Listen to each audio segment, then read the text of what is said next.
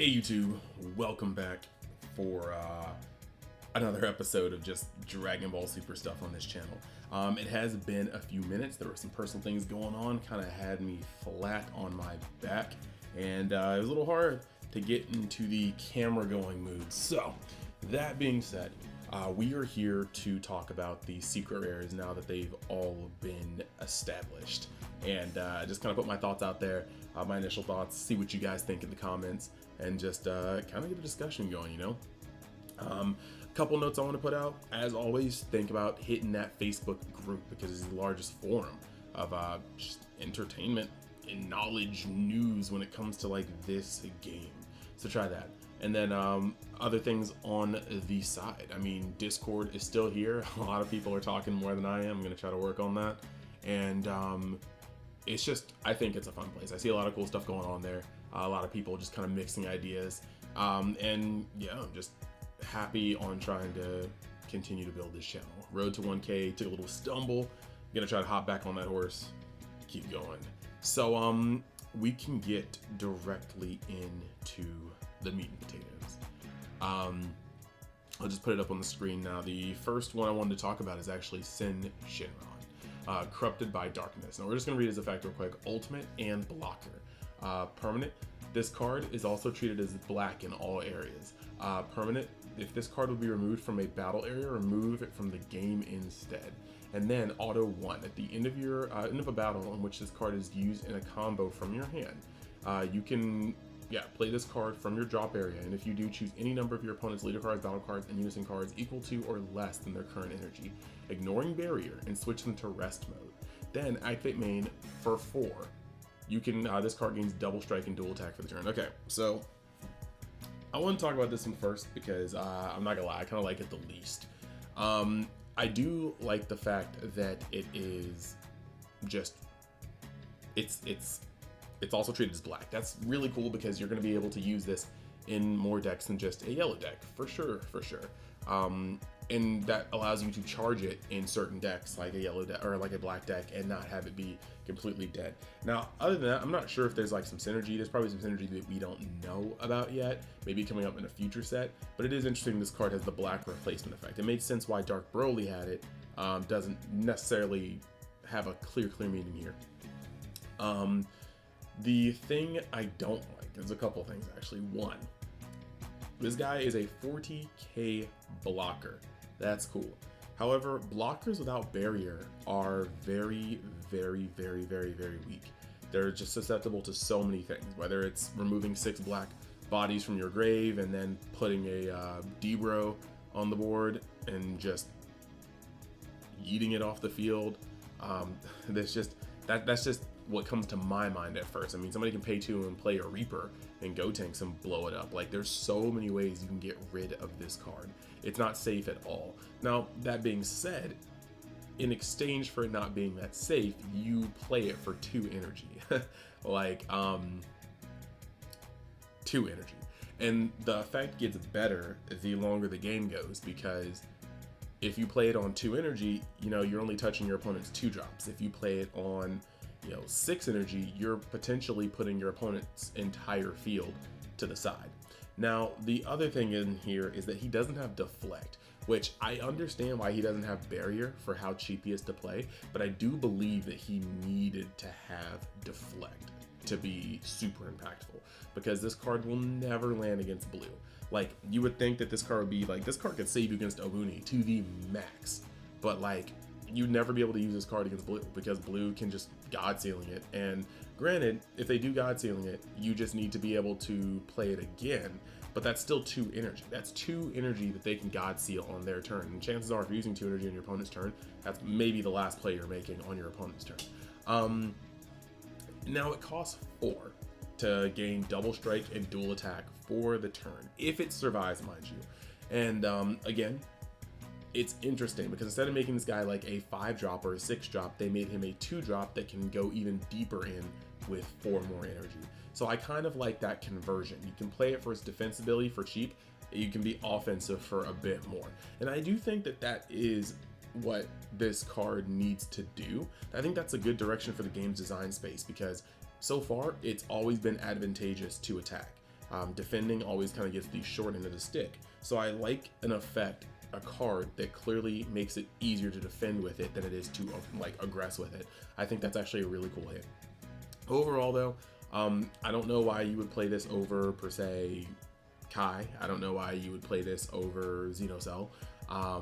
It's weird. If you're playing Omega Shinron, I'm not even sure why you'd play it over, or Sin Shinron. I'm not even sure if you'd play it over the original Sin Shinron SCR. So, of course, if you have different opinions about this card, leave it in the comments. I definitely want to know. But so far, this card is the one that doesn't really wow me. Next, we are going to talk about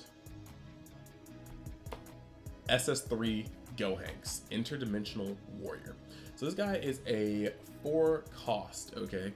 He is a 4-cost red unison. And already that seems very odd because, I mean, you already know, like, red decks aren't necessarily known, unless you're playing Bulma, red decks aren't really known for living that long. But there's some interesting things that we can see here. So one, it's got ultimate, of course, it's got dual attack, and it's got blocker. So a blocker 25k unison is actually very, very interesting. And then the dual attack one is also very interesting as well. So auto, when this card is played, choose all of your opponent's battle cards ignoring barrier, and they gain minus 25k power for the turn. Alright, you've already got me, alright, because this guy is coming out and wiping a board. Like, there are very few decks that are not going to just get their entire board picked up and put in the trash can from this effect. And because he is not a battle card, it doesn't even matter that he doesn't have deflect. Like, this effect is going through. +1, auto, when your opponent attacks with a battle card, you may choose it and it gains minus 25,000 power for the turn. That is a kill spell. That is almost a pseudo counter. Yes, their autos activate, but this is very, very, very, very strong. This guy not only has blocker, but he's also going to just remove something off the field just for swinging under his watch. Now, granted, that means your opponent can starve this unison of, counters by not swinging, but that's just not how the game works. Like, if you want to poke with your leader once per turn, you're not advancing the game state. So if you want to starve this guy off of counters by not swinging with him, be my guest. Now the next part is activate main. This card gains, and this is -4, this card gains 15,000 power, turning it into a 40k, like a true SCR, and triple strike for the turn. And then at the end of the turn, switch this card to active mode. So here's what we're going for here. This card is going to be able to remove things once per turn on your opponent's turn. This card is going to be able to block. This card is going to be able to poke once and stay open to block, or poke twice for 25k. And this card is going to be able to -4 to potentially try to deal 6 damage in one freaking turn. People are kind of crapping on this card. I think this card is phenomenal in terms of quality. Yes, red isn't the type of deck to get there, but we're going to talk about that in a split second. The point is, I feel like this card is phenomenal. I love the art. Yeah, I'm a Gohan stan. Yeah, I like Future Trunks. But I just really think this card, this is so far and above head and shoulders from what the Xeno Vegito was. This card actually feels potent when you play it, and I think it's actually worth its rarity. Now, when it comes to the problem of red surviving long enough to play it, the card that lots of people have been looking at actually is Ultimate Shinron Dimensional Wishmaster. It came out in the expansion packs that came out before set 12. And what this card does is permanent. This card can attack. Activate main, draw 1 card, okay? And that's his +1. Then choose 1 card in your hand and place it at the bottom of your deck. Then choose up to 1 red Earthling battle card with energy cost of 2 in your hand and play it. There's a lot of cards this hits. There's a lot of cards that will draw you cards or search top 3 off of this. There's a lot of cards that are going to make this a break even. You're going to draw 1, bottom deck 1, that's still a break even. You're going to play 1 from hand, that's a -1, but then you're going to do that card's effect and you're going to break even again. Very, very good. But then it's -3. Activate main, 3 red. If your leader card is a red Earthling only card and all of your energy is mono red, choose up to 1 red unison with a specified cost of 4 in your hand and play it with 2 markers on it. So yes, you are starting off with 2 markers, but if your opponent swings the battle card, you're going to go up to 3. And the way just this deck ends up working, I feel like if this is a card you can build around, it's hard to build around a one of Unison, I know, but like you have other cards that add counters to your Unisons. So this is actually a very interesting way to cheat it out. Now, the only downside is, yes, it does come out with 2. If your opponent were to swing with a double striking leader and pump it, yeah, you need a negate, or you are going to just have to run your entire Unison play into the ground.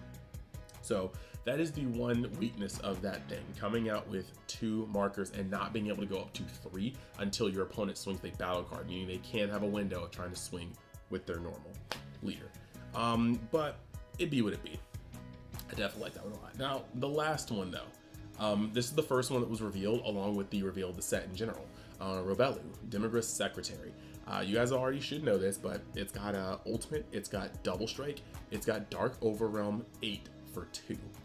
Permanent, if this card be removed from the battle area, removed from the game instead, so there is no recurringness. Auto, if you have 4 or more energy, when this card is played using Dark Overrealm, play up to 2 battle cards with different names, energy cost of 6 or less, and the Overrealm skill from your warp. Then auto, choose 1 card in your battle area with the Overrealm skill and place it in your owner's drop area. When your opponent's cards attacks, negate the attack. Now, Robelu will make the most work in a deck like Supreme Kai, where she can essentially use the Unison to give everything, well, she can use the Unison to put out more Overrealm things, but she can also use her own effect to keep them on the board. And then this card just gets stronger and stronger and you have to remove it. Granted, it doesn't have barrier, so you can remove it. Granted, it doesn't have deflect, so blue can get up in it.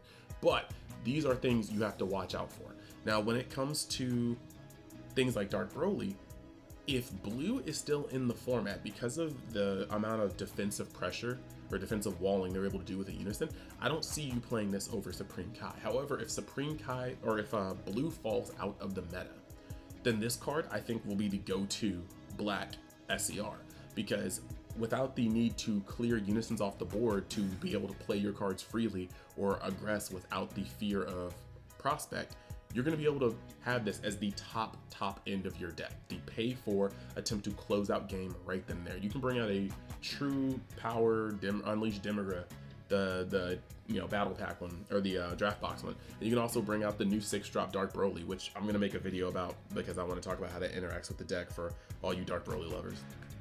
Not done with the deck, just chilling right now. So I definitely think this is a hard look at. If you pull it, I don't think you should let it go, because clearly Overrealm is not going to be out of the game. And they keep releasing better and better Overrealm cards. So this card will have a better and better base of cards to pull from it. And I think that is just something to invest in. You know, Baby Hatch is never going to be bad as long as blue can be played. Supreme Kai will never be bad as long as people play Unison. Like, it's... And battle cards without barrier, which they're always going to print. This card is not going to be bad as long as black is a color. I full on believe that it's like, yes, Baby Hatch can be played anytime for 3 or more, but this is a top end for any black deck. And if blue is not in the format and cannot God Sealing it, nor hit you with the prospect, nor, pressure you to play Kai by running Unisons, this card will get in there for game. So, there we go. That is my just kind of initial views of this. That was the order of how good I think they are. I definitely feel like Sin is the weakest, followed by Gohanks, followed by Robelu at the top of that hierarchy. Tell me what you think in the comments. Let me know if you've been cooking up any spice. Let me know if you feel any differently, and I will be glad to respond to every comment, talk to you guys, and thank you guys for bearing with me with the drought of content. I'm just trying to work on some things. So yeah. Thank you guys for watching, and I will see you next time inside Join Universe X. Later.